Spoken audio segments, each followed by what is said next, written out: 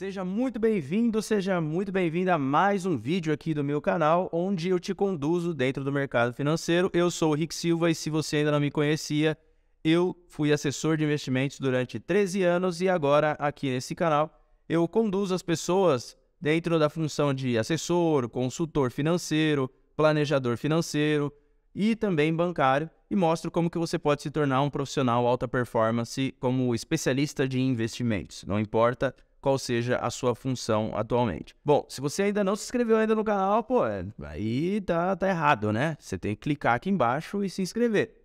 Porque a partir de hoje você vai ter um canal para poder te ajudar a crescer na sua carreira ou até mesmo te fazer ingressar numa carreira no mercado financeiro.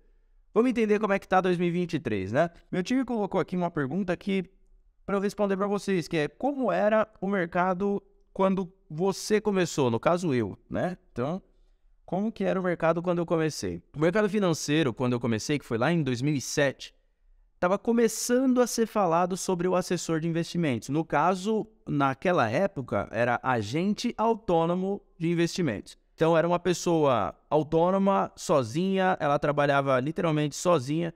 Ela tinha lá um CNPJ que era atrelado a algumas corretoras, ou seja, na época, você podia se atrelar a várias corretoras, né? Você não precisava ficar preso a uma só. Depois de alguns poucos anos é que a CVM veio e mudou essa regra. Porém, na época, quando se pensava, eu quero trabalhar no mercado financeiro, entrava diretamente no banco. Todo mundo falava muito do banco. Pô, então você tem que se tornar bancário, vai virar gerente de banco, vai entrar naquele posso ajudar, vai então ser a pessoa do caixa, vai ser um assistente de um gerente, algo do tipo.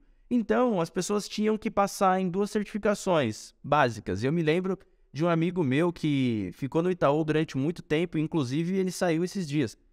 Ele tinha que passar num negócio chamado CPA 10 ou CPA 20. Eu não fazia a mínima ideia, mas eu me lembro como se fosse hoje, assim. Eu entrando na casa dele e ele me falando disso. A mãe dele já trabalhava no banco. E o agente autônomo de investimentos naquela época era uma coisa muito, muito, muito pequena, né? Todo mundo olhava muito para o banco, como eu já disse. E aí eu conheci essa função do agente autônomo de investimentos através do meu pai, né? Que... Como que o seu pai te apresentou isso? A função? Aham. Cara, foi assim. Na época, o meu pai, ele começou a investir uma grana, né? E aí, eram uns 20 mil reais. Ele investiu através de um amigo dele da igreja. E o amigo dele da igreja era agente autônomo de investimentos, entendeu? E aí, ele tinha um agente autônomo, e aí ele foi e ajudou meu pai a investir. E na época, meu pai ganhou em uma semana. Ele investiu acho que era Açúcares Guarani. E aí, ele investiu em uma semana, saiu de 20 para 25 mil. Aí foi onde eu falei, cara, realmente é uma função bem mais legal que a do bancário, né? Então foi assim que eu conheci. Mas não é todo mundo que conheceu essa profissão assim, né? Então, como eu disse, na época eram poucas as portas de entrada, diferente de hoje. Então, vindo para o tempo de hoje, tem o agente autônomo de investimentos, tem o consultor de investimentos ou consultor financeiro, tem o planejador financeiro e tem também o bancário. Tem muita gente começando através do agente autônomo de investimentos por conta da XP principalmente, né? Lá em 2011 a XP começou a crescer, se agigantar por conta de um fundo, um private equity da Inglaterra, investiu na XP e por ter feito esse investimento, então a XP conseguiu expandir ainda mais o mercado e ela veio com uma ideia de desbancarização, que era fazer com que os clientes que estavam no banco entendessem que era melhor investir através de uma corretora independente e que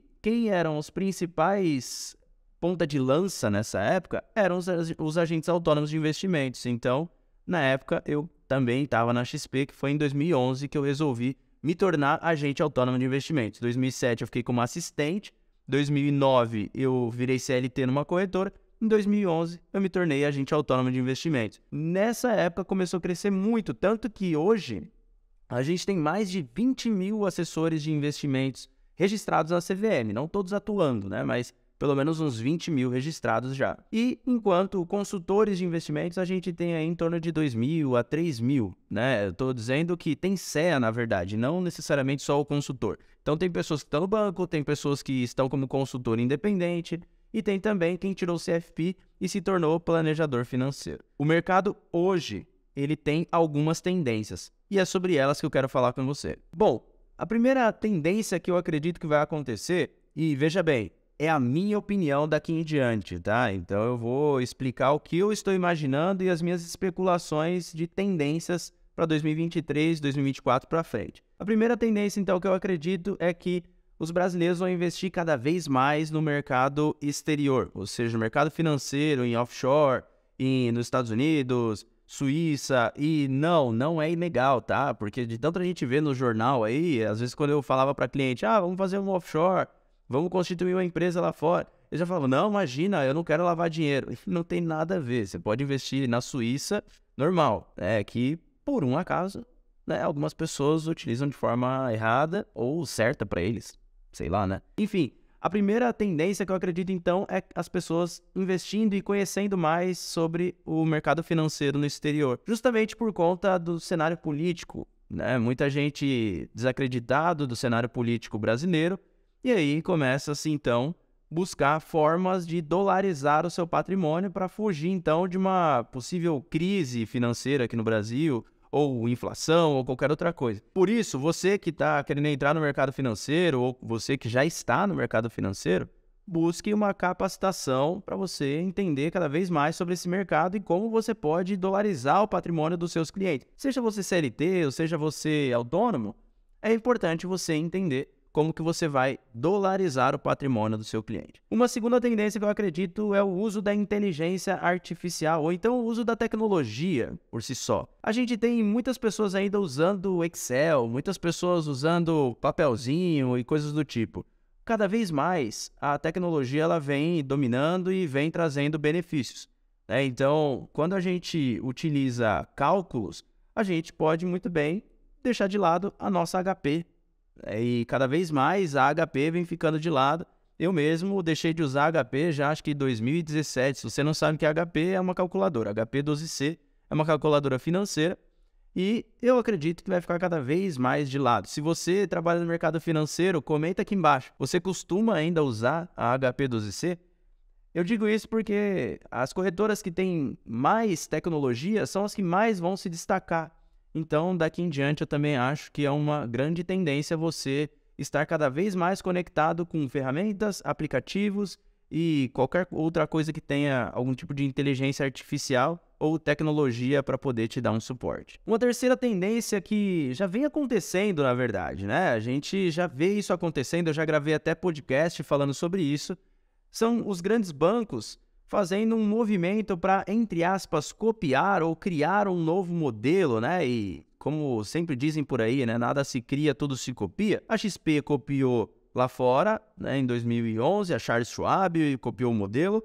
E os bancos, vendo esse movimento, não podiam deixar acontecer a mesma coisa que aconteceu nos Estados Unidos, que foi as corretoras independentes ganhando um market share absurdo e tendo 95% do espaço do market share lá no exterior, principalmente nos Estados Unidos. Então, os grandes bancos, vendo isso, começaram, então, a se mexer e, entre aspas, né, copiar o modelo de assessoria. Foi aí que o Santander AAA, o Itaú Ion, que criaram um modelo extremamente parecido, só que agora você sendo CLT. O que é muito bom para várias pessoas que não têm vontade, não querem empreender ou ser um intraempreendedor, vamos dizer assim.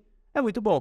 E isso eu acho que é uma tendência também. Outros bancos, eu acredito que virão nessa mesma batida, vamos dizer assim. Então, eu acho que é uma tendência, sim, de muitos profissionais até que eram autônomos começarem a se tornar CLT. Inclusive, algumas corretoras que eram escritórios e agora se tornaram corretoras, estão fazendo com que os profissionais que eram autônomos se tornem CLT, perguntando, olha, você quer se tornar CLT aqui na corretora? Ao invés de você ficar como agente autônomo na nossa corretora, isso também é uma tendência. Muitos escritórios estão virando corretora e fazendo com que os autônomos virem CLT. E a quarta e última tendência que eu espero para 2023, e essa sim eu acho que é o chute mais acertado que eu vou dar aqui, tá? E aí salva esse vídeo aqui para você depois me cobrar. Mas eu acredito que a função do consultor de investimentos ou consultor financeiro seja uma tendência e vai crescer muito em 2023. A partir desse ano,